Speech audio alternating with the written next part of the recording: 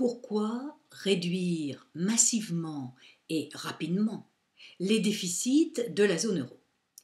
Eh bien, parce que les marchés n'aiment pas les déficits. Pourquoi et comment cela se passe-t-il? Eh bien, il existe des agences de notation.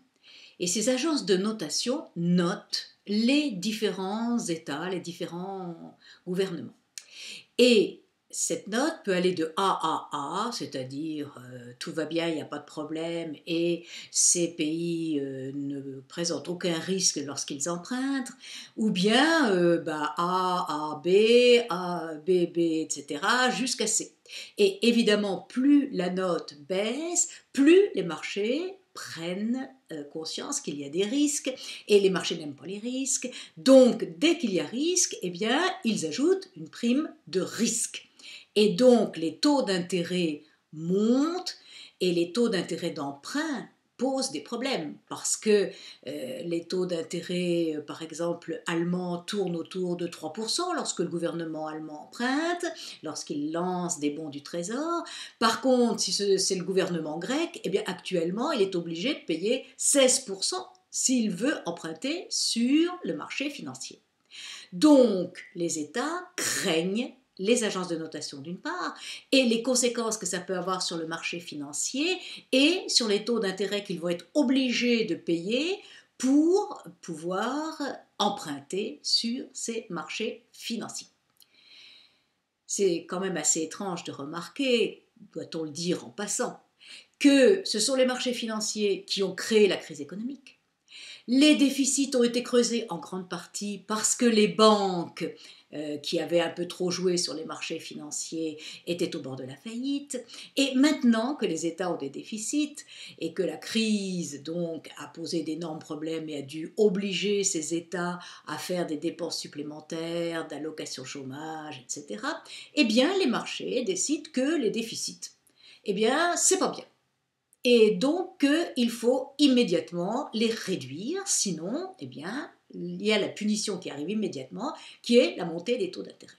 Or, les gouvernements ne peuvent pas supporter que les taux d'intérêt augmentent, les États sont obligés d'emprunter, et il ne faut pas qu'ils puissent emprunter à des tarifs exorbitants. Donc, ils sont obligés de faire baisser les déficits pour plaire au marché, et de les faire baisser rapidement d'une part, et d'autre part de manière très significative. Et c'est pourquoi vont être mis partout en Europe des politiques de rigueur. Voyons voir ce que sont ces politiques de rigueur. Les politiques qui vont être menées, les politiques de rigueur, ce sont des politiques libérales.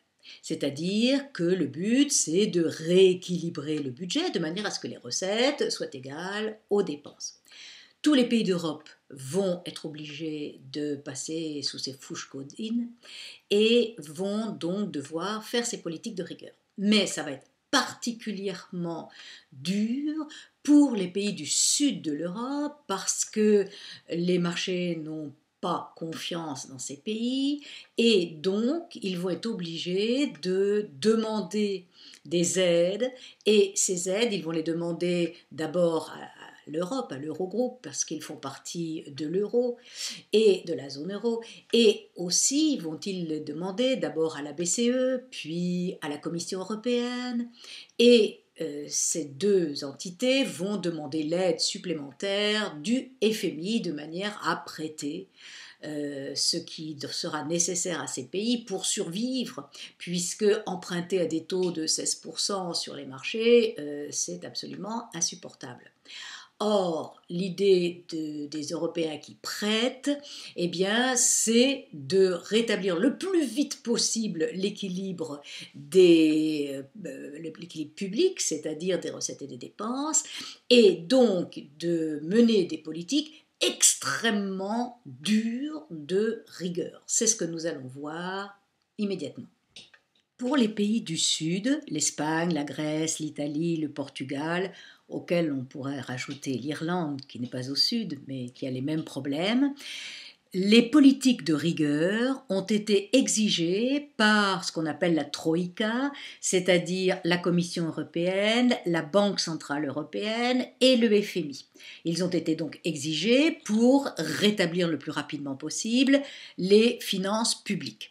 Il s'agit en grande partie de faire baisser les dépenses. Comment faire baisser les dépenses? Eh bien, quel que soit le pays que l'on traite ici, on voit que le salaire des fonctionnaires est baissé de 5% à 15% et que lorsque le salaire des fonctionnaires baisse, il y a forte chance pour qu'une partie des gens du privé suivent le même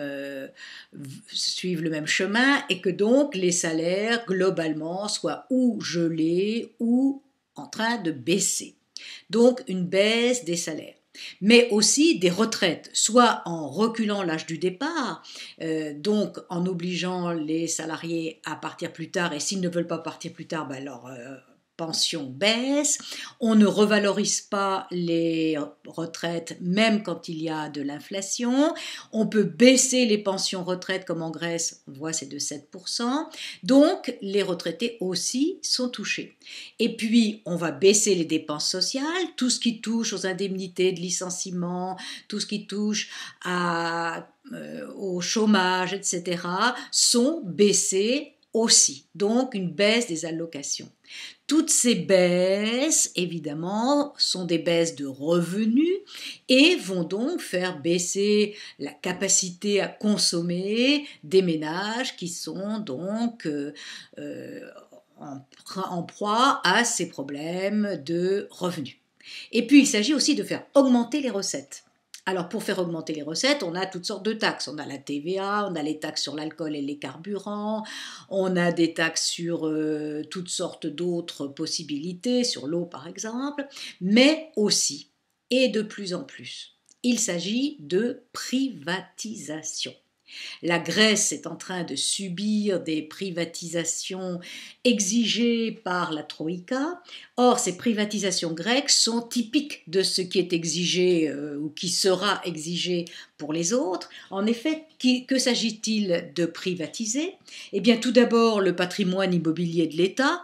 À la rigueur, on peut comprendre, mais aussi les entreprises publiques et en particulier l'énergie, l'eau, l'électricité vont être privatisées, la poste va être privatisée, les trains vont être privatisés et même les ports, les aéroports seront privatisés.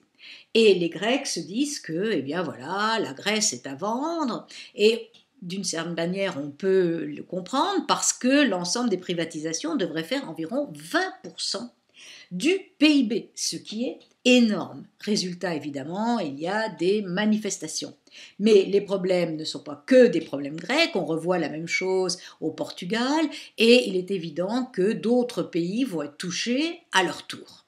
Donc, baisse des dépenses, augmentation des recettes, et le tout, évidemment, va provoquer des conséquences.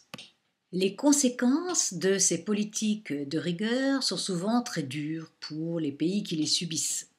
D'abord, quand les politiques sont très fortes, comme dans les pays du sud de l'Europe, eh bien la récession est à la clé. En effet, nous avons vu que les revenus baissent, les revenus des ménages, donc cela enclenche une baisse de la demande, et si la demande baisse, il y a de fortes chances pour que la production en fasse autant. Et par exemple, la récession, c'est-à-dire la baisse du PIB, est en Grèce de 4,5% en 2010, et elle risque d'être à peu près la même chose, sinon plus, en 2011. Donc cette récession est importante et elle provoque la seconde conséquence qui est le chômage. En effet, si la production baisse, eh bien on va licencier, tous les salariés qui seraient en surplus. Et donc le chômage est important, par exemple il est de 20% en Espagne, et le problème c'est qu'il est surtout important pour les jeunes, de 40 à 50%. C'est le cas de la Grèce, mais c'est vrai au Portugal, c'est vrai en Espagne. Et les jeunes donc ne trouvent plus ou très difficilement du travail, et ils se sont mis à manifester, par exemple en Espagne, ils ont créé ce qu'on appelle les indignados, c'est-à-dire les indignés qui se sont installés sur la place principale de Madrid et qui réclament un peu plus de dignité et donc la possibilité d'avoir du travail, ce qui évidemment est très compliqué si la production baisse. Or, si tout ceci est réalisé, c'est-à-dire si vraiment il y a des politiques de rigueur et que ces politiques de rigueur réussissent plus ou moins à diminuer le déficit, est-ce que cela redonne confiance au marché? C'est-à-dire, est-ce que ces États, car c'est le but de la manœuvre, est-ce que ces États, au lieu d'être dépendants de la BCE, de l'Europe et du FMI, vont pouvoir emprunter sur le marché à des taux qui soient des taux supportables? Or, la confiance des marchés, pour l'instant, ne revient pas. En effet, les taux d'intérêt sont toujours très forts et ils posent des problèmes. Il est impossible à l'État d'emprunter à des taux qui soient trop élevés, où il est très difficile d'emprunter, et de toute manière, s'ils empruntent, eh bien, cela va augmenter leur dette, puisqu'il va falloir rembourser non seulement le capital emprunté, mais avec les taux d'intérêt élevés. Ensuite, ces taux d'intérêt, s'ils sont élevés, ça va gêner les entreprises, parce que si elles investissent en empruntant, eh bien, elles vont être obligées d'emprunter à des taux d'intérêt élevés. Et qu'est-ce qu'elles font généralement? Eh bien, tout simplement, elles n'empruntent pas, et donc elles n'investissent pas, elles ne se modernisent pas, et ça va poser des problèmes pour l'avenir. Quant aux ménages, les ménages, ils vont éviter de consommer à crédit le plus possible parce que si le crédit est cher, eh bien ça renchérit le prix du produit. Donc là aussi, les ménages vont essayer, d'autant plus qu'ils gagnent moins, vont essayer de ne pas consommer à crédit. Donc la consommation risque encore de baisser.